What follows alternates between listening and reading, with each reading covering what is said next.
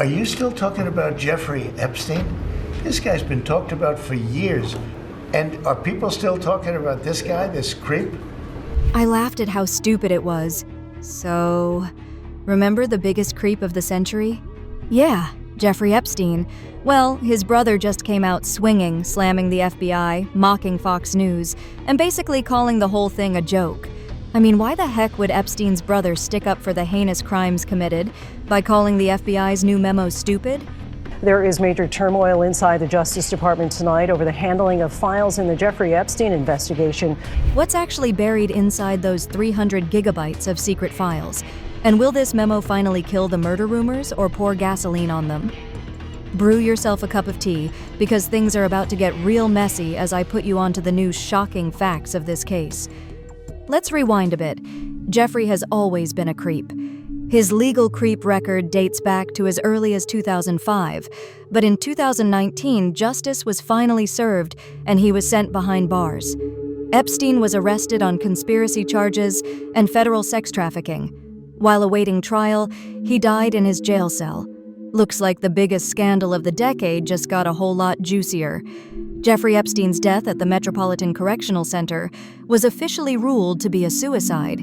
But honey, the tea is steaming. First of all, Epstein was supposed to be on suicide watch until it mysteriously got lifted just days before he was found dead in his cell. And get this, the jail's surveillance cameras caught everything except for one missing minute from the footage. Hold up, it gets worse. Epstein's family even conducted their own investigation, hiring medical examiners who took a few looks at Jeffrey and said, "Yep, this doesn't look like suicide." They pointed to broken bones in his neck, bones that rarely break in hangings, but scream strangulation. What makes this whole situation even more sketchy? 2 of the jail guards on duty got caught lying about whether they even checked on him, but the public didn't buy the whole suicide spiel. Everything was just too perfectly timed to be a coincidence. Missing footage, guards that were literally caught lying, and a damning amount of evidence to suggest he was murdered? Yeah, of course the public wasn't buying it. Ready for the turn of events? 'Cause the FBI and DOJ just dropped their long-awaited memo on July 8th, 2025, and let's just say, it's not giving what we thought it was going to give after digging through a whopping 300 gigabyte of evidence. The memo says there's no client list, no bombshell blackmail files, and basically, in other words, no secret elite ring. Like, huh? They're also doubling down, saying that the inappropriate videos involving minors mean they can't release certain details to the public, which is fair and valid, but still shady. Oh, and guess what? They're still calling it a suicide. Just like that, case closed. DOJ head Pam Bondi and FBI Director Kash Patel, who low-key hinted at some explosive stuff before, now they're totally walking it all back now, full-on backpedal. Things are getting murky, and Mark's not letting this go anytime soon. Mark Epstein is not having it with the new memo, and he's making that crystal clear. In an interview with Fox News, he straight up called the whole thing stupid and is accusing officials of constantly squashing real evidence that points to murder, not the alleged suicide. He also claims that he still hasn't been given access to the 911 call made from the jail the night his brother died. He didn't show up empty-handed. He came with the receipts pointing to autopsy fractures that he says don't line up with a hanging at all.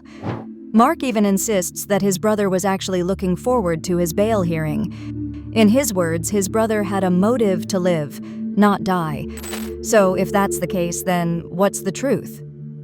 And of course, politics somehow are always involved. After the DOJ's big walkback, well-known conservative influencers made sure to get their opinion broadcasted. Elon Musk and Laura Loomer went full throttle, dragging the memo and accusing the feds of pulling a classic cover-up. According to Reuters, they're calling out the sudden change in tone and basically asking, what are they trying to hide? The cherry on top? Even Trump stepped in to give his take. He defended Pam Bondi and Kash Patel and snapped at reporters like, "Are you still talking about Epstein?" That's a direct quote, by the way. So now, thanks to this memo, we've got a full-on left versus MAGA battle happening online. It's chaos and it's getting louder by the minute. But things are still not adding up. The red flags are redder than ever, and people are catching on. You see, regardless of how dumb politicians may think we aren't. Let's go back to the malfunctioning cameras, the 1 minute of missing footage that mysteriously disappeared during the exact window of Epstein's death. And the 2 guards who fell asleep on duty. The broken hyoid bone, which multiple experts say is more common in strangulation than in hanging. Even the DOJ's own Inspector General had to admit that the guards didn't perform proper cell checks the night Epstein died. If no one was watching, the cameras were dead, and the injuries are inconsistent. How is this case closed? There's still no client list either. The memo claims it doesn't exist, but that only throws more fuel on the fire. People aren't buying that a man accused of trafficking to the rich and powerful had no clients. No wonder the conspiracy theories aren't going away. If anything, this memo just handed them a megaphone. Why did this memo drop now, and why does it actually matter? I'll explain. It basically sets the official DOJ line heading into the 2026 election cycle. The government's saying, case closed, move on. But let's be honest with ourselves. This isn't just about Epstein. It's about whether people still trust the system or if they think powerful names are getting protected. Then there's the child porn classification. It means most of the material is locked away, most likely forever, protected under laws that would prohibit its release. Here's a better translation. Future FOIA requests could hit a dead end. There's still the Ghislaine Maxwell appeal and multiple civil suits floating out there. And legal experts say those cases could force some documents into the light, even if the DOJ wants the book closed. This isn't even the tip of the iceberg. Jeffrey's case is just something that went public. How about the other cases that didn't? With all of this information overload, it's easy to get lost in this case. Let's shift our focus to the next important thing. The Maxwell appellate ruling is expected late 2025. If it goes her way, or even if new evidence emerges, it could totally reopen the floodgates on Epstein's case. Also, the House Oversight Committee is making noises about holding a hearing. That's huge. People could be called to testify under oath. This story could get way messier. But don't sleep on Mark Epstein either. He has a huge role to play in this, and I can totally see him calling shots on his brother's case in the future.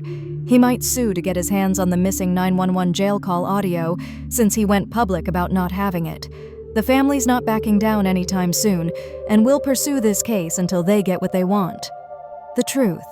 Even with the memo out, the saga's far from over. All right, y'all, let's wrap this up. Here's a quick recap. The DOJ memo is sticking to the official story.